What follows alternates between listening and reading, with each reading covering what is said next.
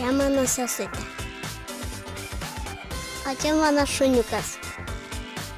Čia mano tėvelis. Čia aš. Su mamyte būna kartais namuose, mes piešiame. Tai mano šeima. Mes to didžiuojamės ir esame labai laimingi. Ar atsimeni, kai prieš 40 metų mes sukūrėme šeimą? Taip, mano šeima tai didelis džiaugsmas, 40 metų. Mano tėtis visada, ko aš paprašau, jisai man nuperka. Aš esu laimingas turėdamas savo šeimą. Šeima yra gyvenimo pradžia. Mano anūkai tikrai išmoks mylėti ir gerbti savo tėvynę.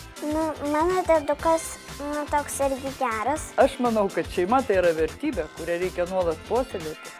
Tada bus gera joje gyventi. O šuniuko vardas Pepa. Lūna.